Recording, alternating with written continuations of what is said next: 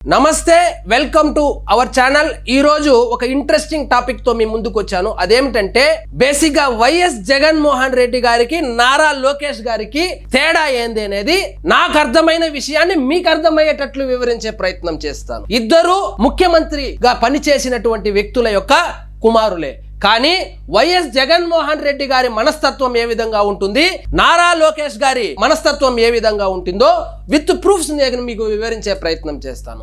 Basic గా social మీడియాలో చాలా చూస్తుంటాం, మాకు సహాయం చేయండి, లేదా ఆర్థిక సహాయం కావచ్చు, లేదా ఈ మధ్య కాలంలో ఎక్కువ విదేశాలకు గల్ఫ్ దేశాలకు వెళ్ళిపోయి అక్కడ ఏజెంట్ల చేతిలో ఇరుక్కొని తిరిగి భారతదేశానికి రావడానికి నానా కష్టాలు పడుతుంటారు.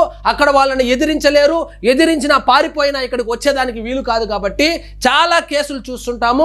అదేవిధంగా చిన్న పిల్లలకు ఆరోగ్యం బాలేదని, తల్లిదండ్రులకు ఆరోగ్యం బాలేదని, ఆర్థిక పరిస్థితి బాలేదని, చదువుకోవడానికి డబ్బులు లేవని రకరకాల పోస్టులు చూస్తుంటాము. ఆ పోస్టులకు నారా లోకేష్ గారు ఏ విధంగా స్పందిస్తున్నారు? ఇంతకు ముందు ఈ సాంప్రదాయం ఎలాగూ లేదు. అన్ని రాష్ట్రాల్లో సీఎం సహాయ నిధి అని ఒకటి ఉంటుంది, మన రాష్ట్రంలో కూడా ఉండేది. కానీ గత ప్రభుత్వంలో సీఎం సహాయ నిధి కోసం ఎవరైనా ఎమ్మెల్యేలో ఎంపీలో సిఫారసు చేస్తే దాన్ని ఒక్కరికి కూడా కానీ సీఎం సహాయ నిధి నుంచి ఎమ్మెల్యేల తాలూకు కానీ ఇతర ప్రజాప్రతినిధుల తాలూకు కానీ హెల్ప్ చేసినటువంటి దాఖలాలే లేదు. ఒక ప్రజాప్రతినిధి గతంలో వైఎస్ జగన్మోహన్ రెడ్డి దగ్గరికి వెళ్ళి ఈ సీఎం సహాయ నిధి నుంచి తన అనుచరులకో కార్యకర్తల కోసమో హెల్ప్ చేయమని అడిగితే, ఓ పోవయ్యా, ఇవన్నీ ఫేక్ న్యూస్లు, అనవసరంగా మీరు డబ్బులు వేస్ట్ చేస్తారు, నేను ప్రజాప్రతినిధులకు ఈ సీఎం సహాయ నిధి నుంచి ఇచ్చేదానికి కాదు, నాకు కావలసిన వాళ్లకు, నాకు నిజంగా తెలిసిన వాళ్ళకే ఇస్తాను అని చెప్పడంతో కంగు తిన్నాడంట.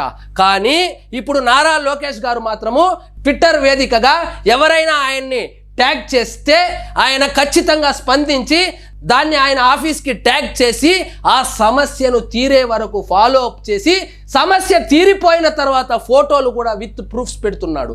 కానీ కొంతమంది వైఎస్ఆర్సీపీ కార్యకర్తలు కిందికి వస్తే సీఎం చంద్రబాబు నాయుడు గారు కదా, సీఎం సహాయ నిధిని వాడవలసింది చంద్రబాబు నాయుడు గారు కదా, నారా లోకేష్ గారికి ఏం పని అని కామెంట్లు పెడుతున్నారు.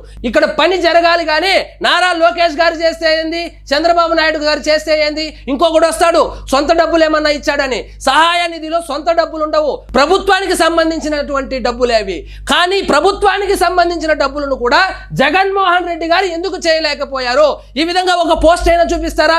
జగన్మోహన్ రెడ్డి గారు స్పందించారు, ఈ 100 మందికి చేశాడు, ఈ 200 మందికి చేశాడని చేసింటే కదా చూపించేకి.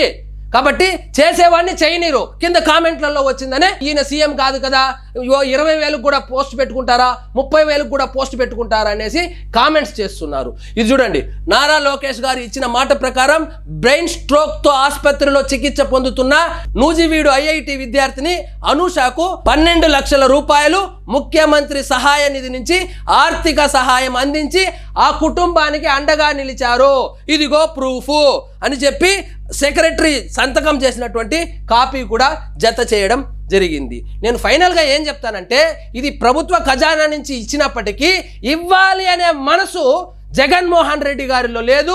ఖచ్చితంగా వాళ్ళు అడిగినాను, ఈయనే వెతికి లేదా ఆయన్ని ఎవరైనా ట్యాగ్ చేస్తేనో ఖచ్చితంగా దానికి స్పందించి దాన్ని ఫాలో అప్ చేసి ఆ సమస్య తీరిపోయిన తర్వాత విత్ ప్రూఫ్లతో నారా లోకేష్ గారు పోస్ట్ చేస్తున్నారు. ఈ విధంగా విదేశాల్లో ఇరుక్కున్న వాళ్ళని కూడా ఈ 7 నెలల్లోనే 10ల సంఖ్యలో ఎంతో మంది అక్కడ ఇరుక్కొని ఉన్న వాళ్ళని తన టీంకి చెప్పి ఆ సమస్యను సాల్వ్ చేసి తిరిగి ఇండియాకు తీసుకుని వచ్చి వీడియో తీసి పోస్ట్ చేస్తున్నారు. సహాయం చేయాలి, పని చేయాలి, పేదలను ఆదుకోవాలి, ఇబ్బందుల్లో ఉండే వాళ్ళని ఆదుకోవాలనే మనసు ఈ ముఖ్యమంత్రి కొడుకు ఉంది.